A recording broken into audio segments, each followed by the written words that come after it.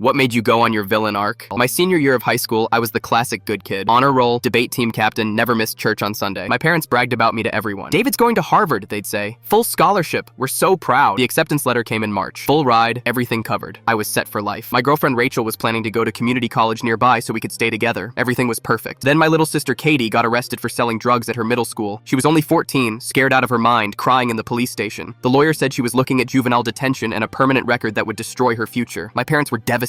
They couldn't afford a good lawyer on Dad's construction salary. The public defender basically told us Katie was screwed unless something changed. That's when Mom came to me with tears in her eyes. She sat me down at our kitchen table and pulled out this stack of papers. Legal fees, court costs, rehabilitation programs, it all added up to exactly what my Harvard scholarship was worth. "We need you to defer for a year," she said. "Take out loans instead. Use that scholarship money to save your sister." I stared at those papers feeling sick. A year deferral meant losing my scholarship forever. Harvard doesn't hold spots for kids who can't pay. I'd end up at community college with massive debt watching my dreams disappear. But this was my baby sister, the kid who used to fall asleep on my shoulder during movie nights, who made me friendship bracelets and left them on my pillow, who looked up to me like I was some kind of superhero. So I said yes. I called Harvard and deferred, took out $40,000 in loans to pay for Katie's lawyer and treatment program, watched my college acceptance letter turn into worthless paper. Katie got probation instead of jail time. The treatment worked. She cleaned up her act, graduated 8th grade, and everyone said I was such a good brother for sacrificing my future to save hers. But here's what nobody knew. While I was working double shifts at the gas station to pay loan payments, Katie was posting Instagram stories from parties, designer clothes, expensive makeup, bragging about her new iPhone. I figured she got a job or something. But then I found out the truth. My parents had been giving her money. Lots of money. The same parents who said we were broke and needed my scholarship. Turns out Dad had been hiding a second bank account with over $60,000. Money from selling Grandpa's house that Mom inherited. They had the cash to save Katie all along. They just didn't want to spend their own money when they could spend mine instead. When I confronted them, Mom actually said, "Well, you were going to leave for college anyway. At least this way you stayed home and helped family." Like destroying my future was some kind of favor to me. That's when something inside me broke. Not snapped, just quietly broke into pieces. I started small. Told Katie's new friends about her drug arrest when she tried to act superior to them. Posted screenshots of her old mugshot when she bullied some kid online. When my parents asked for help with bills, I'd agree, then just never send the money. When Dad needed a ride to work because his truck broke down, I'd show up an hour late every single time. For Mom's birthday, I bought her a card that said, "Thanks for believing in me," and left it blank inside. No signature, no message, just empty space where love used to be. The beautiful part was they couldn't complain about any of it without admitting what they'd done, so they just had to take it. Every small revenge, every petty payback, every reminder that they'd traded their son's future for their own convenience. Katie figured it out first. She cornered me at Christmas dinner and asked why I was being so mean to everyone. I looked at her wearing her designer jacket that cost more than my monthly loan payment and said, "Because you're not worth what I gave up." Now they all walk on eggshells around me. They know I'm angry, but can't ask why without opening that conversation about the money they had all along. The answer is the day she chose to steal my dreams instead of spending her own savings.